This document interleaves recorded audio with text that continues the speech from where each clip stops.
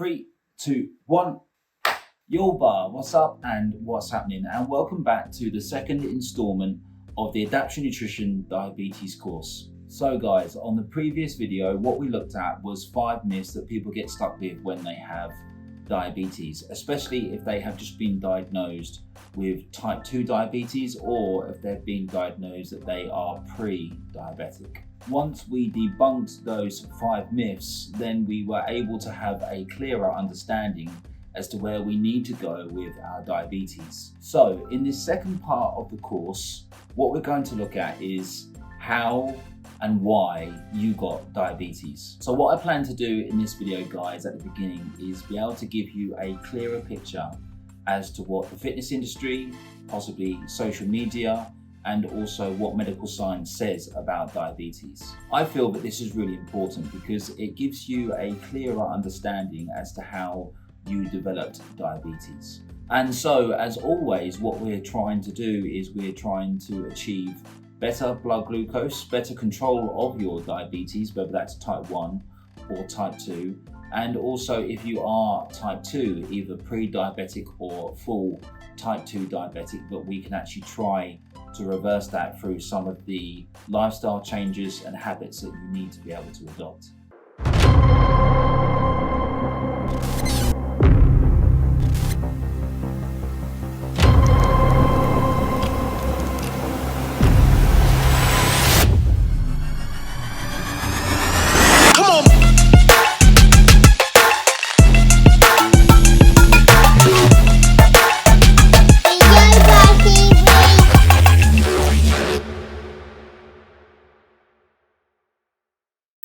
Medical science in the 21st century looks at diabetes in a few different ways. The first way they look at diabetes is that they will probably ask you whether you have a family member or a relative that has had diabetes in the past, and that there is some likelihood that it is a genetic disorder. I do believe that genetics do play quite a major role, and that if you do have family members or relatives who are people who are actually related to you through bloodline, that you could quite possibly be more likely to develop type 2 diabetes and possibly also type 1 diabetes. In the next instance with medical science is basically going to look at diabetes as a whole. So they're going to look at the whole picture, and they're going to look at states, nations, countries. They're going to look at the demographic of people who've got diabetes, what age, what sex, their activity level. What they're going to do to be able to resolve that is they're going to try to use medication to be able to resolve your diabetes. So on the other hand, with medical science in today's society, medical science will very much take a viewpoint of diabetes through medication. Now, when you've got type 1 diabetes, that pretty much is the case. It has to be medication and also injections of insulin. The reason this is because type 1 diabetes is very different to type 2. The reason type 1 is so different is because type 1 diabetes is almost like an autoimmune disease, or it is an autoimmune disease. So you have a pancreas, everyone's got a pancreas. And inside the pancreas for people who have type 1 and also type 2, your pancreas creates enzymes. Now for normal people who don't have type 1 or type 2, their pancreas creates enzymes which then go on to creating the hormone insulin. And insulin is the regulator and distributor for macronutrients when we eat food, when we consume food. However, unfortunately, for people with type 1 diabetes, when the enzymes that are inside the pancreas are being developed and trying to be created into a hormone such as insulin, the autoimmune system starts to attack those enzymes. So their white blood cells will start to attack the enzyme, and therefore the enzyme is never completely created, and therefore insulin, the hormone, is never created. So that individual doesn't have the ability to be able to create their own insulin. And that's exactly what type 1 diabetes is. Type 2 diabetes is slightly different. Type 2 diabetes is a different type of disease. Is it based on a background around lifestyle only? No. Is it based on purely just what you eat? No. Is it based around what medical science does and doesn't say about it? Possibly yes, possibly no. But what we can look at with medical science when we're looking at type 2 diabetes is that they're going to look at you as an individual rather like a statistic. So in that statistic, they will have age range, sex, how active you are, and they'll also look at your blood work. They'll also look at things such as your blood pressure, and you'll pretty much fit into a category. And because you fit into a certain type of category and you do develop pre-diabetes or you develop type 2 diabetes, it's more than likely that they're going to use a form of medication to be able to try to control that diabetes. Do I agree with that? Do I agree in using medication to control your diabetes? Well, to some degree, yes, and to another, no. In the yes part of that answer, I would say that it is important to be able to try to control the diabetes. So if we can use medication as a tool to be able to help the diabetes be controlled, and so that the individual isn't suffering, then I do believe that medication is not an answer, but it is something that can be used, like I said, as a tool.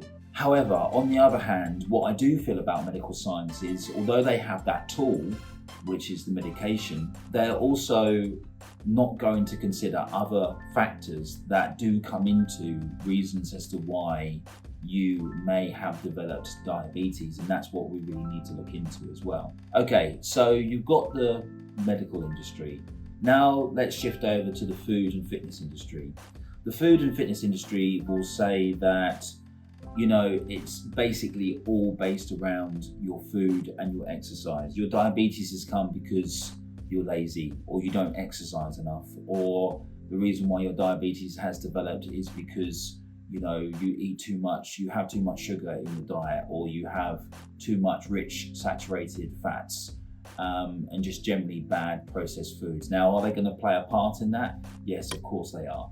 But again, when we're looking at this as a whole, we don't want to exclude anything, but we don't want to look at something with just a narrow focus. We want to be able to say, okay, possibly that is something that I have done to myself, or that is something that is a part of my diabetes. But I feel as a teacher that you should have a very wide perspective on what you're looking at, so that you can gather as much information as possible and then come to your own conclusion, which is why I'm creating these videos.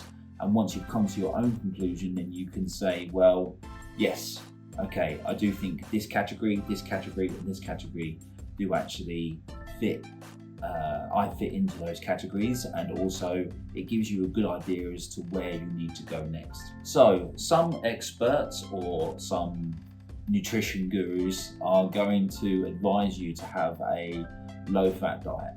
Personally, I don't really believe in low-fat diets. I know for a fact that fat doesn't actually make you fat, but at the same time, there has been studies that have shown that having a lower fat diet has actually reduced blood glucose in some people. Therefore, their HbA1c reading when they take their HbA1c test, which shows, you know, if your hemoglobin's too high, you know, that type of low fat diet has actually worked for some people, and they have actually been able to not only lose weight, but they have actually also been able to reduce their blood glucose. So there are some people who can respond to that type of diet. However, for me personally, and with my clients, that isn't the type of diet that I would necessarily advocate for people to do. So another diet that heavily relies on reducing a macronutrient, so your macronutrients are your proteins, fats and carbohydrates. Another diet or another fad that kind of have come out is the zero carb diet, the keto diet. I guess the Atkins diet is a bit of an old one, and that's probably not really done so much now. But those types of diets are basically looking at the carbohydrates and reducing the amounts of carbohydrate in the body. Now, does this work? Yes, it pretty much does work, but is it a long-term solution? That's very much questionable, and that's what we're going to delve into when we're looking at this course and trying to help your diabetes reverse or reduce. Would I say that an extremely low carbohydrate diet is the answer? No, I wouldn't actually. I would look at lots of different things before I diagnose someone, or at least prescribe them a nutrition plan. But it is something to take into consideration. If you do drop carbohydrate away from the diet, it is going to be something where you're going to have to look at what you're going to replace that energy with, because your body runs mainly on carbohydrate. It's its first fuel. The second fuel it turns to is fat, and the third fuel is going to be protein. But really, protein is there to repair muscle cells and just cells in general.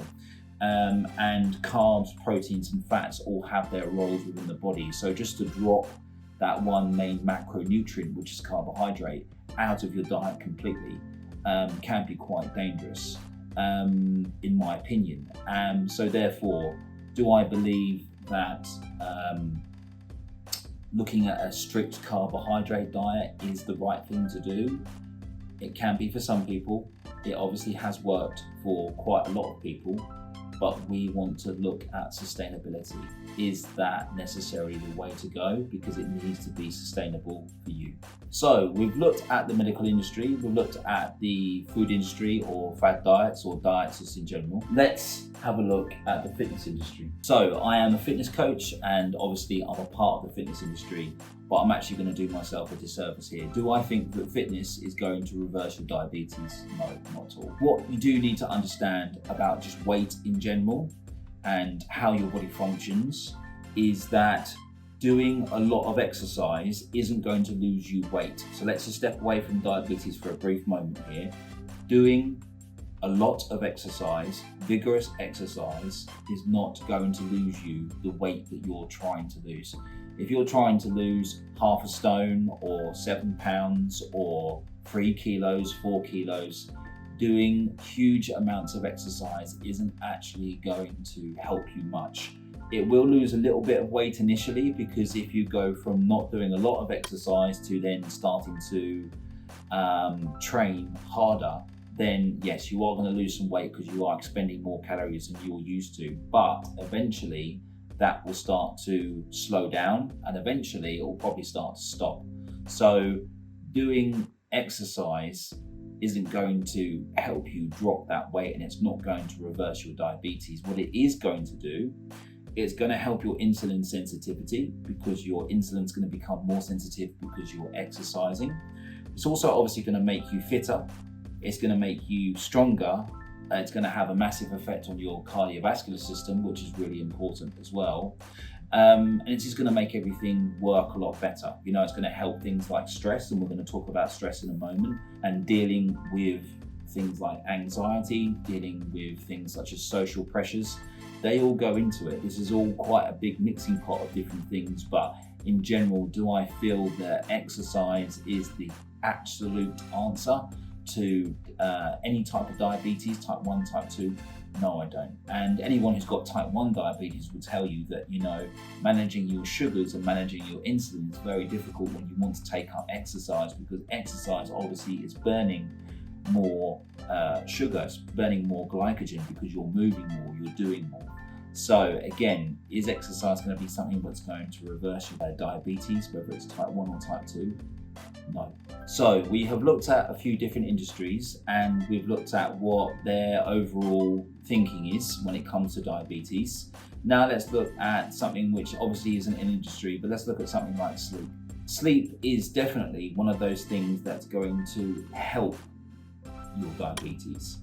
If you're someone who doesn't sleep very well, it's going to have an effect on your stress levels. It's going to have an effect on your metabolism. It's going to have an effect on the pure fat that your body does need to rest. It does need to have a period of sleep, it needs to have a period of shutting down, and it also has to obviously have a period of being awake and moving around more. In recent studies, again, yes, sleep has come into the picture, and that's mainly because we use sleep as a way to de-stress, to de-elevate lots of different levels, to be able to rebalance and to be able to wake up the next day and have a good start to the day, at least by having a good night's rest and a good night's sleep.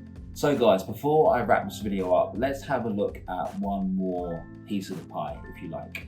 We've looked at the medical industry and what the medical industry tend to do when they're looking at diabetes. We've looked at fitness and exercise. We've looked at food groups, and also things such as diets and macronutrient changes in our diets, such as dropping out macronutrients, adding more macronutrients in. We've also looked at even things such as sleep, and sleep leads very nicely onto our stress levels. So let's call this section, or this little part of the video, lifestyle.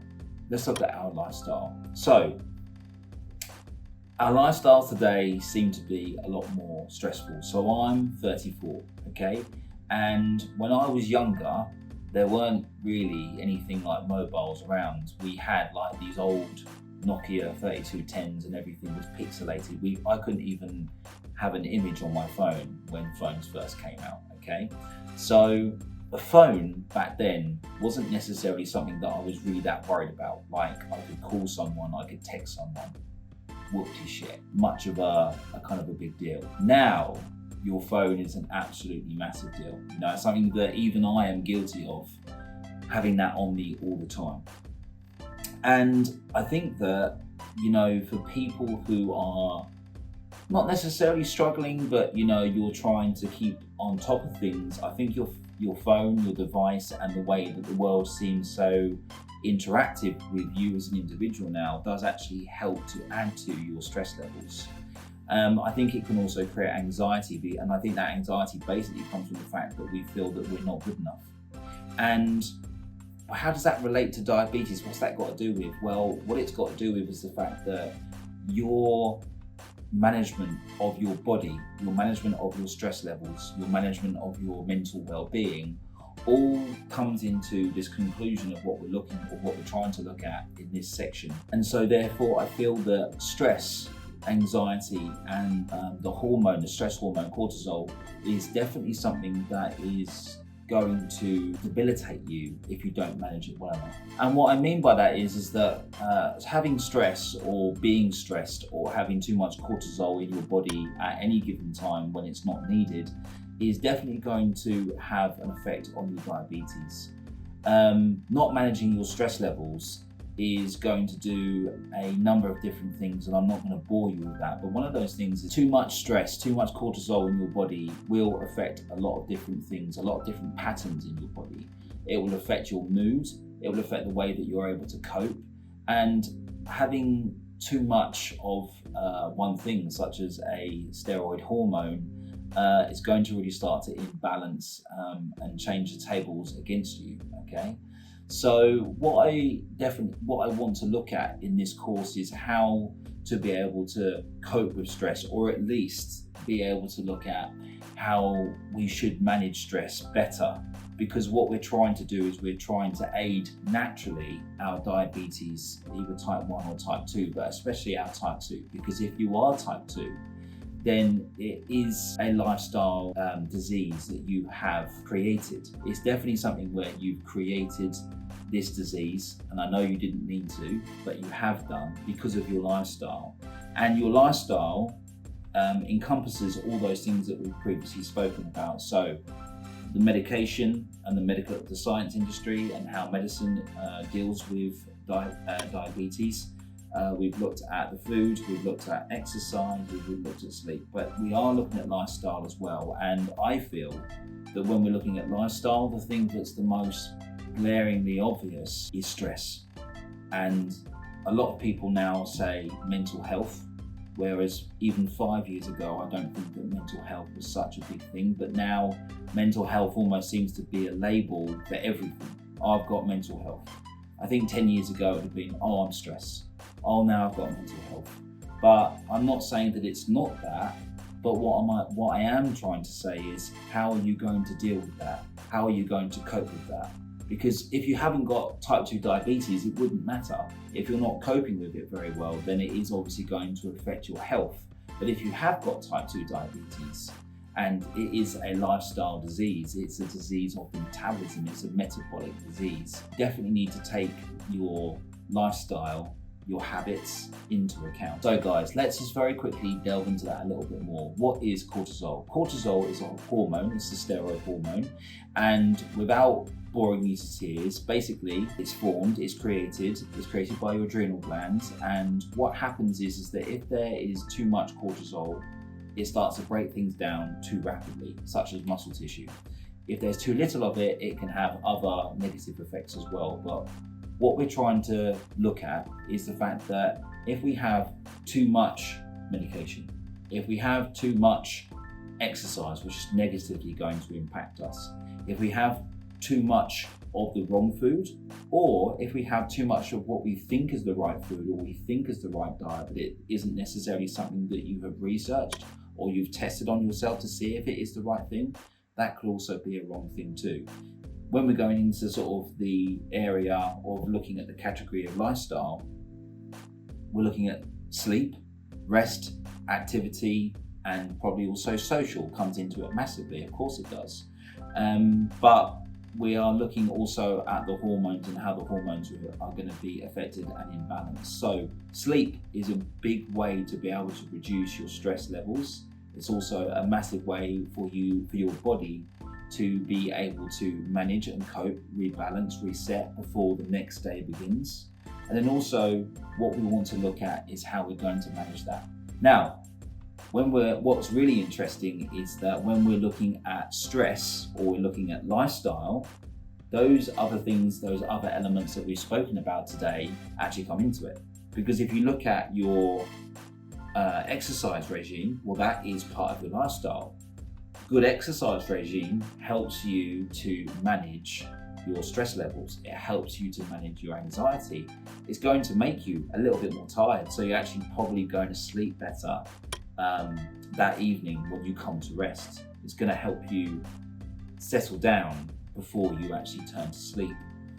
If we look at the right diet, the right nutrition, the right things we should have, the wrong things we shouldn't have, that also goes into lifestyle. That also helps your stress. That also helps you sleep better. So all of those things really do encompass one another. And obviously, yes, if you do have type 2 diabetes or if you've got type 1 diabetes, then medicine does come into that. But if we are looking at type 2 diabetes, then we want to hopefully be able to say that you're managing your type 2 diabetes better, or perhaps even that there might be something as wonderful for you that you can actually reverse your type 2 diabetes or your pre-type 2 diabetes just by changing and looking at the lifestyle. So guys, to conclude, what we need to look at is all different types of elements and aspects that affect us as individuals. And that's pretty much what we've done. So I hope that gives you a little bit more clarity as to what you need to think about whilst you are still either medicating yourself, or you've just been told that you've got type 2 diabetes, or you've just been told that you've got type 2 pre-diabetes. We're just trying to build a structure here. We're trying to build a foundation so that we have better knowledge before we go forward onto the next section of the course. So I hope this video has given you a little bit of insight of how to manage your type 2 diabetes. In the next video, what we're going to look at is we're going to look at the actual truth as to why you have type 2 diabetes, and we're going to look at the reasons why those things aren't talked about in the medical industry, the fitness industry, let's call social media one of those industries, and just general knowledge that you don't know as to why you have type 2 diabetes and what we're going to do to resolve it. Guys, thank you so much for watching. I really appreciate you viewing this video. If you wouldn't mind, if you could like, subscribe, and also comment on the video, it does actually help the YT algorithm. It also is going to help individuals get the knowledge and information that I feel that they deserve. So, as always, be fit, be healthy, and of course, be a boss. It's the Yoba series.